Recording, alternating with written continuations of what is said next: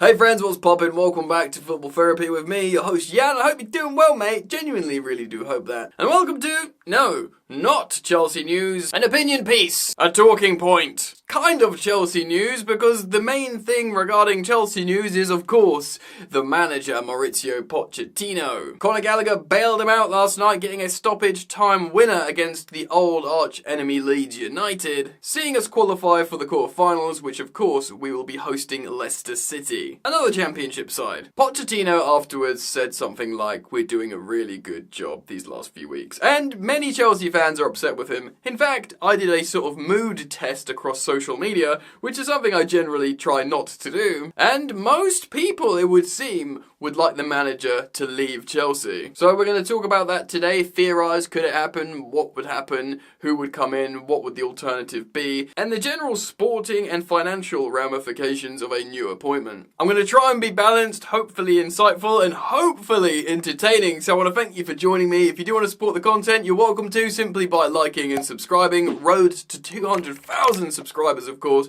an incredible number. You can help me get there. We're beginning the slog up the hill. You can help me out simply by clicking subscribe. Thank you for doing that. Alright then, let's get into it. So, of course, Chelsea lost the cup final to Liverpool in frustrating fashion. We've done that to death, so we won't go into it anymore. Of course, Chelsea responded by getting a win against an in-form side in Leeds United, who were yet to lose this year. Of course, they got 11 wins and a draw prior to meeting Chelsea. They're in form, high confidence. Chelsea's certainly not in high confidence after that exhausting cup final against Liverpool, as well as having less days preparation. So you could have seen the worst happening here, and Chelsea getting eliminated by Leeds United. It could have happened, basically. It could have, but it didn't. Should have happened. Would have Pochettino been sacked? Maybe the optics would be too bad for the season to be ending in February. Maybe the fans at Stamford Bridge would have turned on Pochettino, therefore making it untenable for the ownership, and they might have maybe had to sack him. Maybe. But the fact remains, the players seem to still be playing with Pochettino, but there's bigger questions to be asked. Firstly, I'm gonna nail my colours to the mast early doors, as I often do here on the channel. I've never really backed Pochettino to be the long-term solution for Chelsea, but I've always understood his appointment at Chelsea at the moment. I've said it many times. His profile of manager, developing young players, and sort of trying to cultivate a style and making a togetherness and a culture, which we are sorely lacking at Chelsea and have been for quite a few years now. But the proof is in the pudding, and we're coming to the sort of final third or quarter of the season, and we are in the bottom half of the table. Granted, I think we've got a game in hand and we win that, we're in the top half, but that's not good. We of course lost the League Cup final in disappointing fashion, and I guess we'll see what happens in the FA Cup. But look, there's scope for this season still finishing in a positive manner. Many non-Chelsea fans were analysing Chelsea like, yeah, they are not good, and for progress to be had this season, it wouldn't take much. Jonathan Wilson of The Guardian really impressed me with his analysis of Chelsea. It was a sobering, hurtful analysis, but it was just like, no, this is who Chelsea are. It doesn't matter about the money spent. There were like 10 or 11 places off Liverpool when they met them in the final. There's a reason Liverpool were the bookmakers' favourites. Yes, in the end it was a missed opportunity for Chelsea, but Chelsea just aren't a great team yet. We as Chelsea fans would have hoped to be seeing a team that looks like it's developing into a great one by now.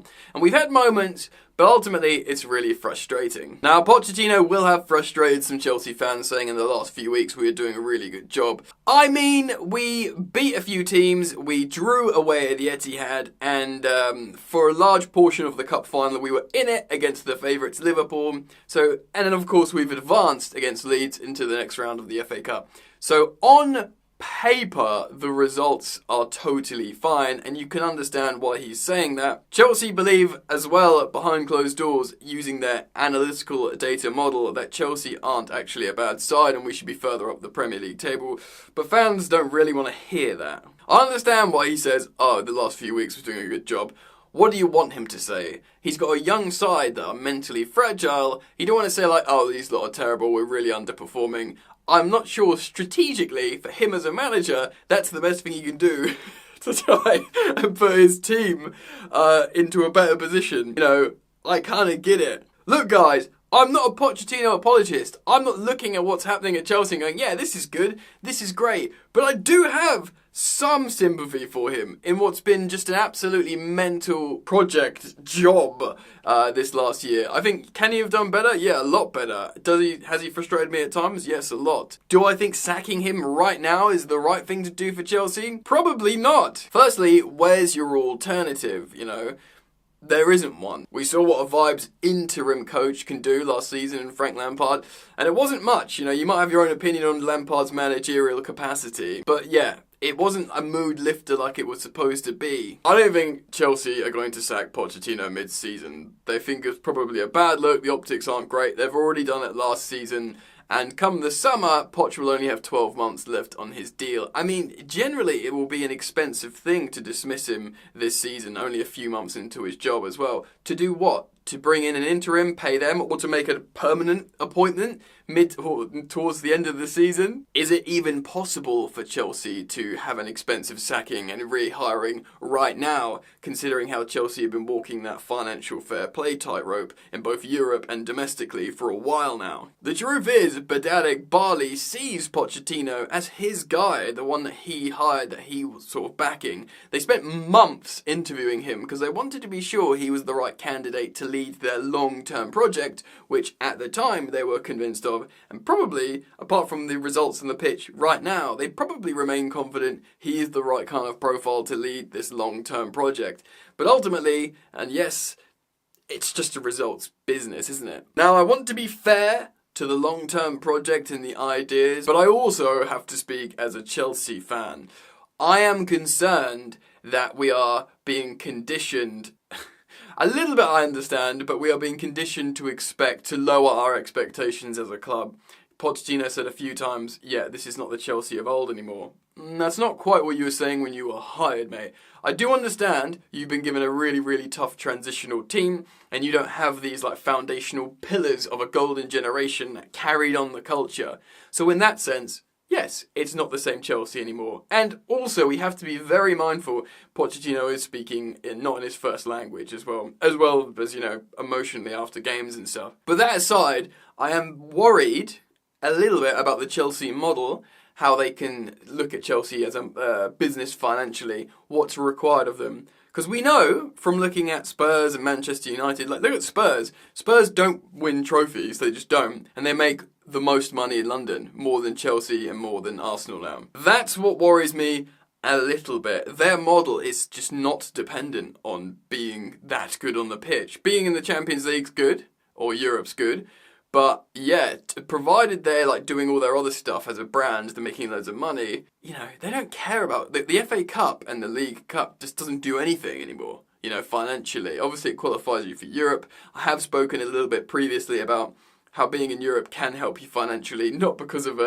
necessarily the match day revenue or the reward money, but also sponsorship deals, brand deals, seeing the shirt with the sponsor or more, little intricate things like that. But I am concerned that for the first time, that this ownership doesn't see winning as mandatory like Abramovich did. I mean, I'm not freaking out because I still see what Todd Boehly and Badadek Barley's consortium said when they came in about, you know, how winning important, like, you know, that's mandatory, that is top of the list.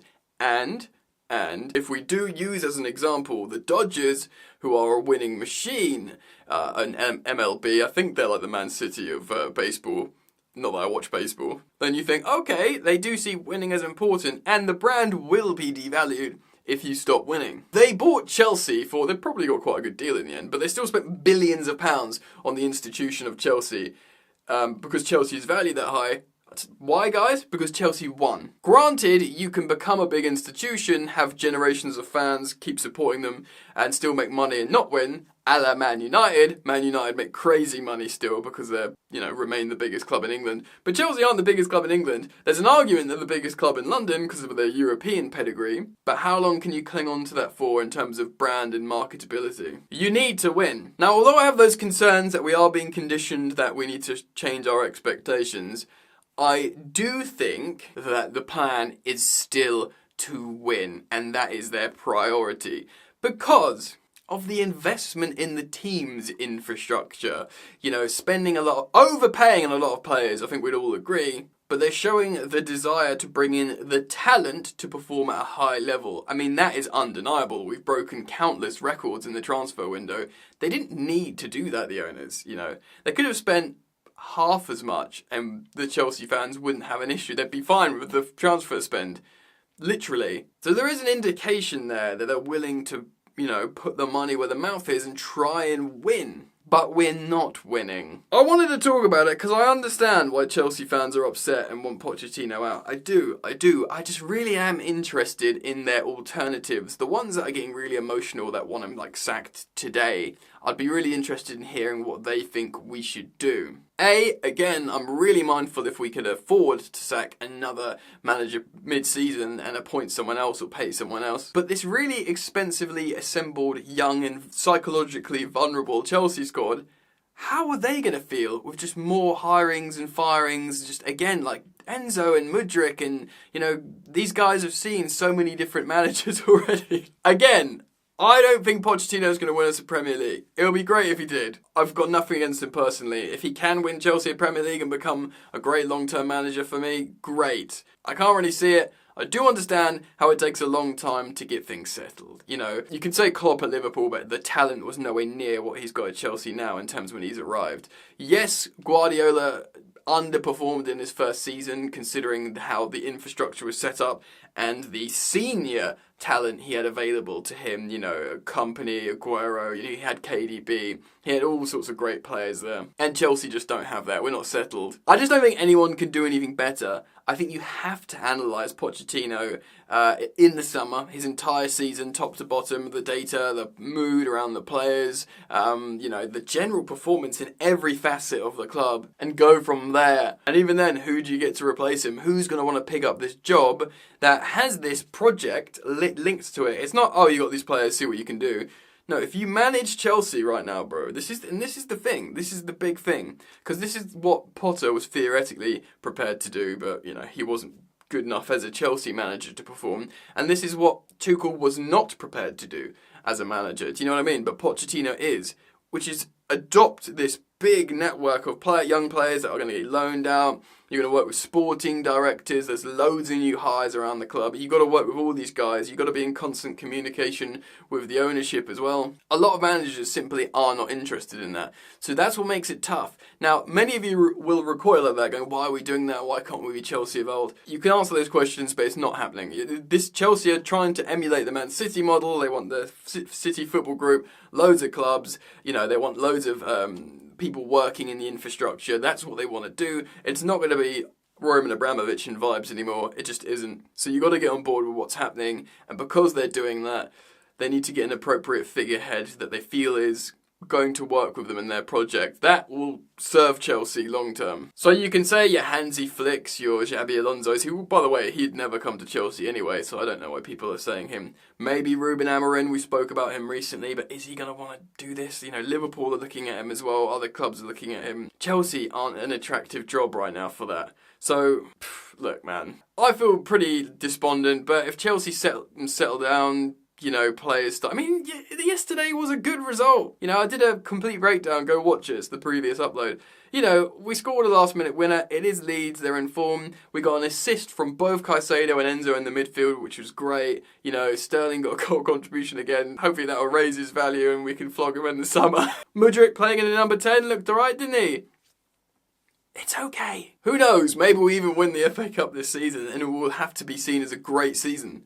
Because you qualify for Europa League, that's basically a top 6 finish and a trophy, the first domestic trophy. I know it feels sick saying this just after a domestic final, but it would still be the first domestic trophy in 6 years for Chelsea. That's a good season. Do I think we can do it under Pochettino? I do worry, but it could still happen, man. So while that's still in the air, the owners will give him the season. I think ultimately what it's really going to come down to as well is the mood in the dressing room, you know, because that's where the money is. These hundreds of millions of pounds are in the assets of players. What are they saying? How do they feel? Are they together? What do they feel about the coaches? Do they feel like these coaches can take them places? As soon as that changes, you got to go, because it doesn't matter what projects you're in and what club and what the ethos is. As soon as the manager loses the dressing room, nothing else matters. The manager has to go. Anyway, man, I did just want to talk about it because everyone's friggin' talking about it at the moment.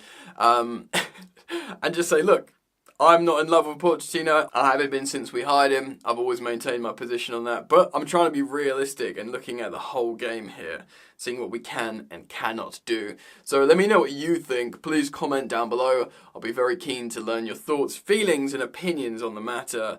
Thanks for joining me today. Of course, daily videos and football therapy. Thank you for liking and subscribing. And I'll see you guys very soon, hopefully. Peace.